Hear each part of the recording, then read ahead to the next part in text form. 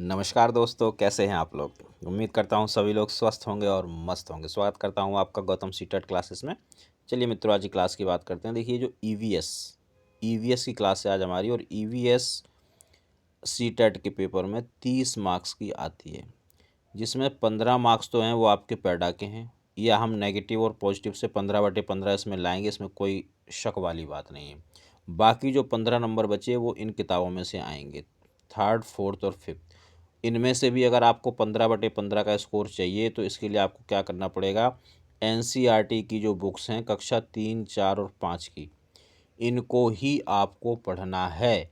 और ये जो बुक्स हैं ना, इनकी एक एक लाइन पढ़नी है, एक एक लाइन, हर लाइन, किसी भी लाइन में से प्रश्न बन सकता है। खुद से अपने नोट्स बनाइए, खुद से किताबों को पढ़िए, और कोई नोट्स बना रहा है, भेज रहा है कि जी मैंने इससे बनाया उससे बनाया, उस पर भरोसा ना करें। स्वयं अपना काम करेंगे तभी आपको इसका कुछ रिजल्ट अच्छा मिलने वाला है। आज मैं आपके लिए 15 प्रश्न लेके आया हूँ। आपने क्या तैयारी की है, क्या नहीं की है, आज वो चेक भी हो जाएगी। तो चलिए तैयारी चेक करते हैं।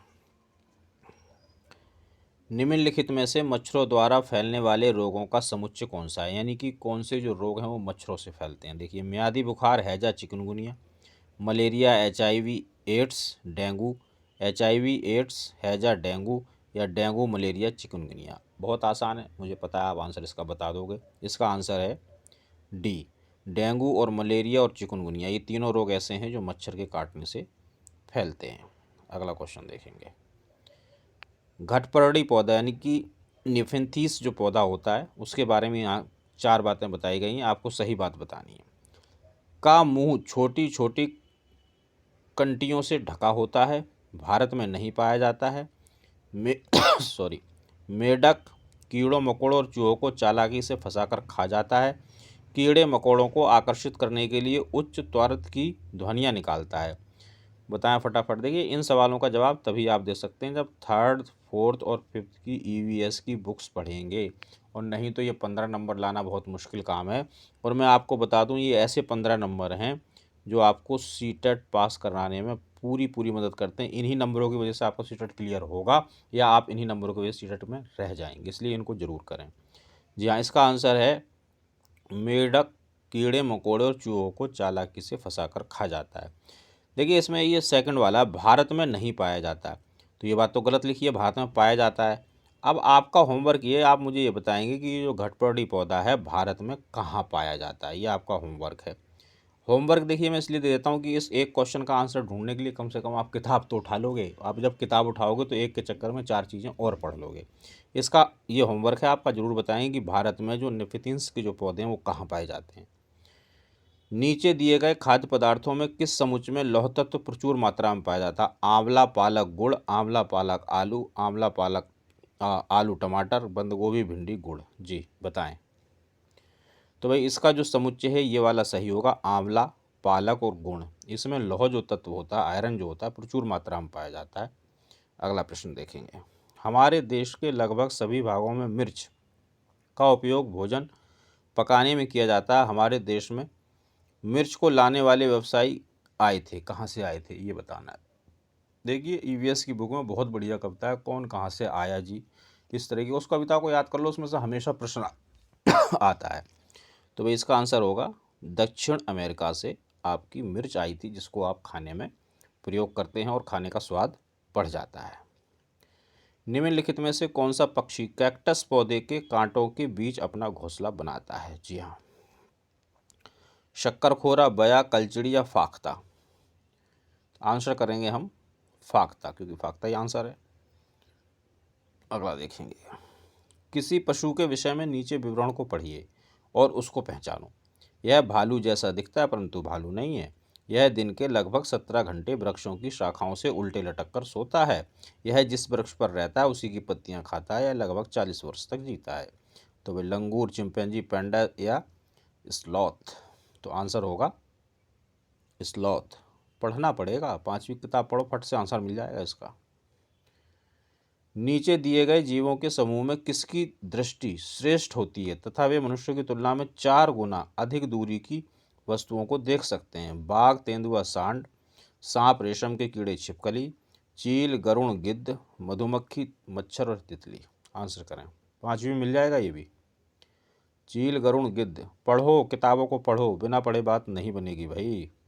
निम्नलिखित में से कौन सी बीमारी रुके या इकट्ठे हुए पानी से हो सकती है? बड़ा आसानी से तो तीसरी क्लास का बच्चा बता देगा। मलेरिया। क्यों? क्योंकि रुके हुए पानी में क्या जमा हो जाता है? मच्छर, और मच्छर से होता है मलेरिया। निम्नलिखित में से कौन सा जोड़ा ठीक है? असम बिहू, ओडिशा भरतनाट्यम, तमिलनाडु लावड़ी, कर्नाटक कथक।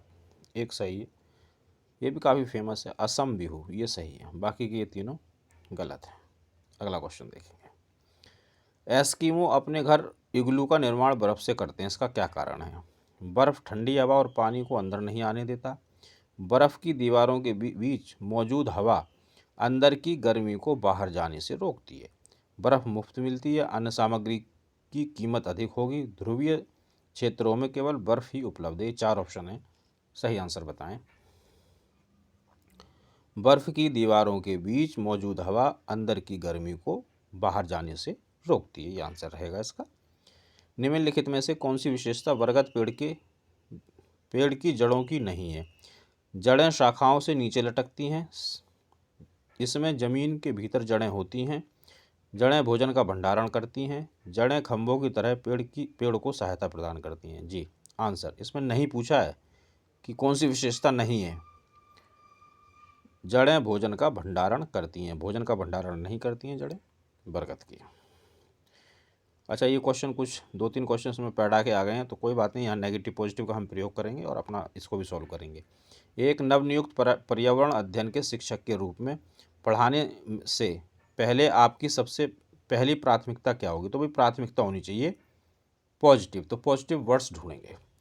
कक्षा में धीमी गति से सीखने वाले शिक्षार्थियों की पहचान करना। अब देखो, वो धीमी गति के बच्चों को तो पहचान लेगा, फिर बाकी का क्या होगा? तो ऐसा कोई ऑप्शन जो पक्षपात दिखा रहा हो बच्चों के अंदर, कि टीचर बच्चों के साथ पक्षपात कर रहा है, एक तरफ जा रहा है, तो नेगेटिव होता है। शिक्षार्थियों के लिए पाठ्य अनुसार विस्तृत नोट तैयार करना, नोट्स तैयार करना नेगेटिव। विद्यार्थी का सामाजिक सांस्कृतिक प्रोफाइल तैयार करना, सामाजिक सांस्कृतिक विवरण कहीं पे भी आए पॉजिटिव होगा। पहले से पाठ्य योजना तैयार करना, पाठ्य योजना नेगेटिव, तो पॉजिटिव हमारा आंसर हो गया। पैडा का सवाल है भाई, पैडा तो आप फटाफट कर लेते हो, मैं जान गया हूँ इस बात को, क्योंकि आपने सीख लिया है नेगेटिव एंड पॉजिटिव। कविताएं और कहानियां पर्यावरण अध्ययन की अंतर्वस्तु को पढ़ाने के लिए प्रभावशाली हैं। ऐसा इसलिए क्योंकि कविता और कहानियां क्या करती हैं? पॉजिटिव चीज़ करेंगी, तो पॉजिटिव ढूंढेंगे। बच्चों के परिवेश का समृद्ध चित्रण करती हैं, ये बात ठीक लग रही है मुझे। संदर्भित अधिगम परिवेश प्रदान करती हैं, संदर्भ तो 100% पॉजिटिव है। विभिन्न अमूर्त नेगेटिव।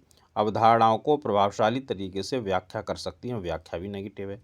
सृजनात्मकता एवं सौंदर्य बोध का पोषण करती हैं, पोषण करना और सृजनात्मकता ये पॉजिटिव है। तो भाई पहला, दूसरा और चौथा ये पॉजिटिव है, ये सी नेगेटिव है। तो आंसर होगा ABD, इसमें पहला ही आंसर हो गया, और बाकी को छोड़ देंगे सी वाले, क्योंकि इसमें ये नेगेटिव आ गया है। अगला क्वेश्चन देखेंगे। कक्षा 5 की शिक्षिका के रूप में आप ईंधन के संरक्षण प्रकरण को पढ़ाने के लिए निम्नलिखित में से किस संसाधन का उपयोग सर्वश्रेष्ठ पाते हैं? तो देखिए, इस प्रश्न के बारे में मैं बात करूं तो इसका CBSE ने इसके 2 आंसर बताए, फर्स्ट और थर्ड। ऐसा अक्सर एक आधा क्वेश्चन फंस जाता है CBSE में, जिसके 2 आंसर होते हैं, संदर्भ पुस्तकें और समाचार पत्र। पाठ्य पुस्तक तो नेगेटिव है, पोस्टर भी नेगेटिव है, तो दोनों नेगेटिव हो गए। अब बाकी ये 2 बचे, संदर्भ और समाचार पत्र। तो हम अगर अपने पॉजिटिव और नेगेटिव के साथ जाते हैं तो आंसर A होगा, और अगर दूसरा आंसर लेना है तो फिर समाचार पत्र होगा। तो आप दोनों में से किसी को भी आंसर कर सकते हैं, दोनों ही आंसर CBSE ने बताए थे, समाचार पत्र भी और संदर्भ पुस्तकें भी। ये आप अपना निर्णय कर लें इसमें। नींबू साधारण पानी में डूब जाता है लेकिन नमकीन पानी में तैरता रहता है, क्यों? तो ये तो भाई पैडा का प्रश्न नहीं है। नींबू का घनत्व नमकीन पानी में अधिक हो जाता है, नींबू का घनत्व नमकीन पानी में कम हो जाता है, नमकीन पानी का घनत्व साधारण पानी के घनत्व से अधिक होता है, साधारण पानी का घनत्व नमकीन पानी के घनत्व से अधिक होता है। ये 4 ऑप्शन है, आंसर बताएं। तो देखो भाई, इनका आप तभी जवाब दे पाओगे जब कब क्या पढ़ोगे, 3rd, 4th, 5th NCERT की बुक्स, EVS की, और कुछ मत पढ़ना, एक एक लाइन पढ़ना, ध्यान से पढ़ना, वहीं से 15 नंबर आपको मिलने वाले हैं।